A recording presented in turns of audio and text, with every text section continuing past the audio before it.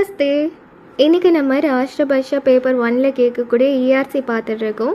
இன்றைக்கி நம்ம 5th லெசனான பார்க்குறோம். இதோட ஆத்தர் நேம் வந்து ஏகாந்த் ஸ்ரீவாஸ்தவ்.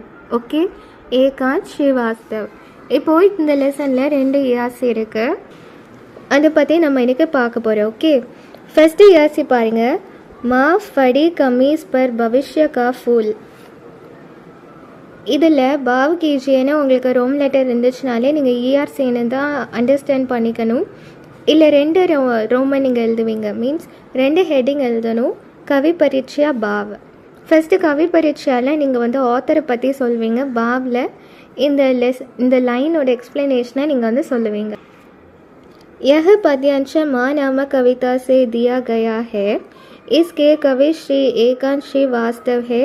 इस कविता में कवि ने माँ की स्वदात्त प्रेम का वर्णन किया है. ஓகே, அப்போது இந்த லைன்ஸ் வந்து மாங்கிற ஒரு போயம்லேருந்து எடுத்தது. அந்த மான்ற போயத்தோட ஆத்தர் யார் அப்படின்னா ஏகாந்த் ஸ்ரீவாஸ்தவ்.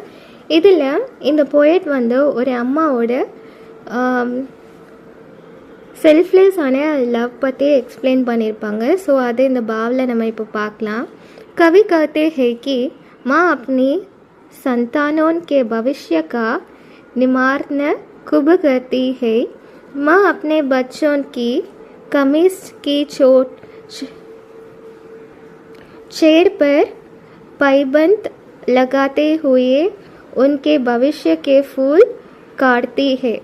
ஃபர்ஸ்ட் லைனில் என்ன சொல்லியிருக்காங்க அப்படின்னா, எல்லா அம்மாக்களும் அவங்களோட பிள்ளைங்களோட ஃப்யூச்சரை பற்றி நிறையவே யோசிப்பாங்க. செகண்ட் லைனில் என்ன சொல்லியிருக்காங்கன்னா, இப்போது அவங்களோட குழந்தைங்களோட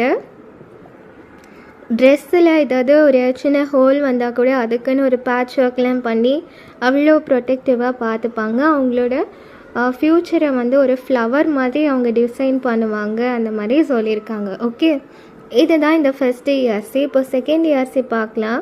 சம்பூர்ண தர்த்தி ஹே ஜீவன் கே அன்கூர். இதுலேயும் கவி பரீட்சையில் ஃபஸ்ட்டு இந்த பார்த்த எக்ஸ்ப்ளனேஷனே நீங்கள் வந்து எழுதிக்கலாம். இல்லை இந்த பாவ் பாருங்கள். மா अपनी संतानों के लिए धरती की तरह सब कुछ सह लेती है.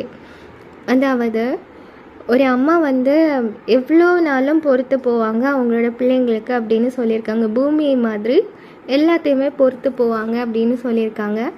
अपने बच्चों की सांसों की दूरी पर ही उसका जीवन फिरता है. இதில் என்ன சொல்லியிருக்காங்க அப்படின்னா, குழந்தைங்களோட மூச்சு காற்று சுற்றியே தான் அவங்களோட அம்மாவோட மனசுமே இருக்கும் அப்படின்னு சொல்லியிருக்காங்க. தூம்தா ஹே அப்படின்னா சுற்றி இருக்கும்னு அர்த்தம். சப்கே ஜீவன் கே அன்கூர் अपने अपने माँ से ही फूटकर विकसित होते हैं. அப்படின்னா இந்த உலகத்தில் இருக்கக்கூடிய எல்லாருமே அவங்கவுங்களோட அம்மாவை இணைஞ்சு தான் இருக்காங்க அப்படின்னு சொல்லியிருக்காங்க. ஒவ்வொருத்தவங்களோட ஐடென்டிட்டியுமே அவங்களோட அம்மாவோட